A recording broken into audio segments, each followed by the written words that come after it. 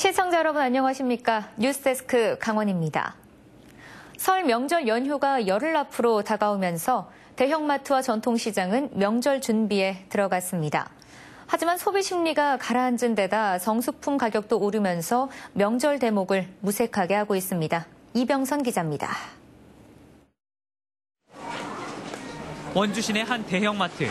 갖가지 빛깔의 과일부터 선물로 인기인 가공육 제품까지 선물 세트가 진열장에 가득합니다. 하지만 예년보다 선물을 고르는 소비자들의 손길은 신중해졌습니다. 조금 줄였습니다. 얼마나 좀 줄이신 거예요? 한 30%? 전통시장의 분위기도 크게 다르지 않습니다. 같은 물건을 골라도 부담 없는 가격을 찾아 시장 골목 구석구석 발품을 팔기도 합니다. 첫적인 건 가격. 1,200, 1,000원. 그렇기 때문에 여기 주로 이 시장을 많이 와요. 원주 소비자 시민 모임이 전통시장과 대형마트 등 19곳의 33개 품목을 조사한 결과 20개 품목의 가격이 올랐습니다. 설 명절이 열흘 앞으로 다가온 가운데 과일 등 일부 성수품의 경우 작년 같은 시기보다 40% 이상 가격이 오른 것으로 나타났습니다.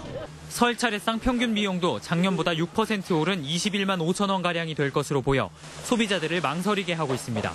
또 간소하게 명절을 보내려는 사회적 분위기도 여기에 한몫하고 있습니다. 우리들은 차례 저기 안 지니까 뭐 4일 날서부터 이제 해가 준비해갖고 이제 하는 거지. 간단하게 해가지고 이제 아이들하고 먹고 뭐 송편도 빚어 먹고 먹어요. 대한상공회의소가 조사한 소매유통업 경기전망 지수도 3분기 연속 하락해 시장 체감 경기를 반영하고 있습니다.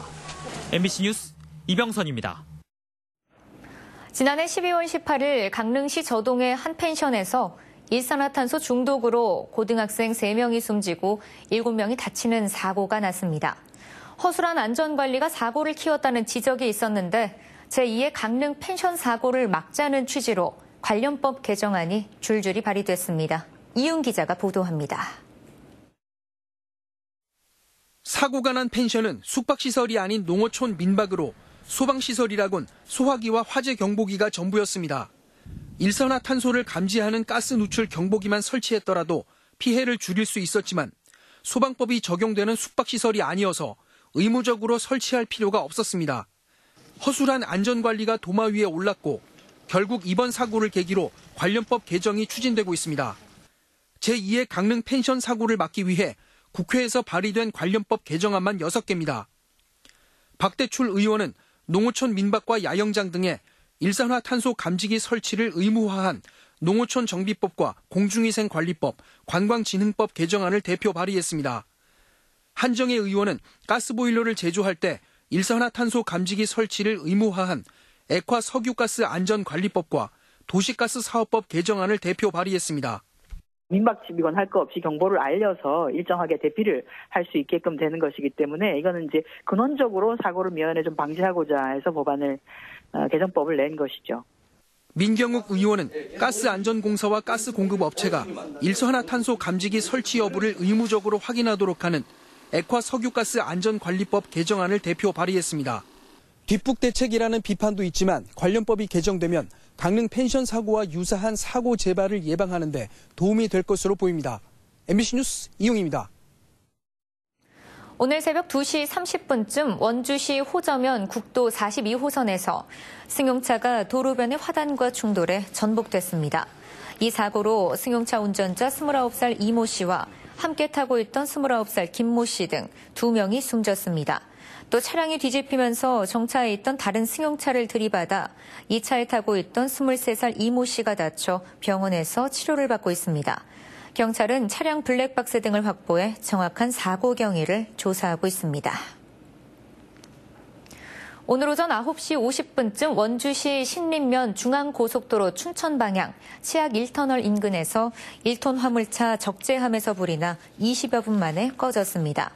인명 피해는 없었지만 이 불로 적재함에 실려있던 에어컨과 실외기 등이 타고 차량이 전소돼 소방서 추산 3천만 원의 재산 피해가 났습니다. 소방당국은 정확한 화재 원인을 조사하고 있습니다. 강원도 겨울축제의 원조인 인제빙어축제가 오늘 인제군 남면 빙어호 일대에서 개막했습니다.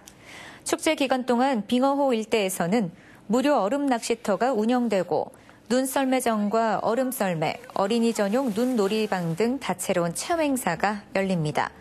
특히 올해는 3대가 함께 즐길 수 있는 청춘 다방과 낭만교실, 추억의 네모반과 시골 장터 등 특색 있는 프로그램이 마련됐습니다.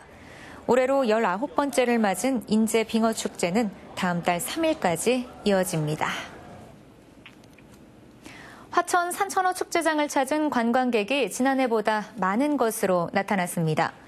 지난 24일까지 축제장을 찾은 관광객은 158만 명으로 지난해 같은 기간에 비해서 3% 이상 늘었습니다. 화천구는 주말 하루 평균 관광객이 10만 명 이상이어서 축제 폐막일인 내일에는 지난해 관광객 수인 173만 명을 넘을 것으로 예상했습니다. 강원도 직업계고 취업률이 최악의 수준으로 하락했습니다. 강원도 교육청에 따르면 지난해 강원도 34개 직업계고 취업률은 올해 1월 기준 12.2%로 취업률 통계가 확정되는 오는 2월까지 20%대에 머물 것으로 전망했습니다. 2016년 48.5%였던 직업계고 취업률은 2017년 36.4%로 떨어졌습니다.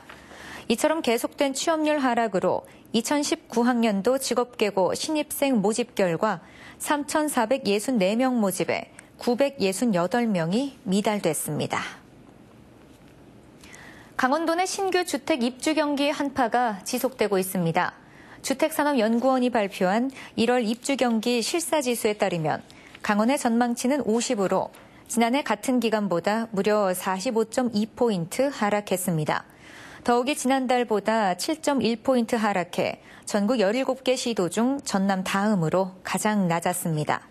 입주 경기 실사 지수는 100 이상이면 주택 사업자가 입주 여건을 긍정적으로, 100 미만이면 그 반대를 의미하는 것으로 강원도 입주 경기 전망이 갈수록 악화되고 있습니다.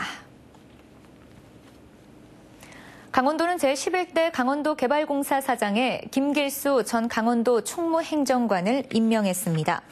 강원도 개발공사는 서류 면접 심사를 거쳐 김길수 전 총무행정관 등 2명을 최종 후보자로 강원도에 추천했습니다.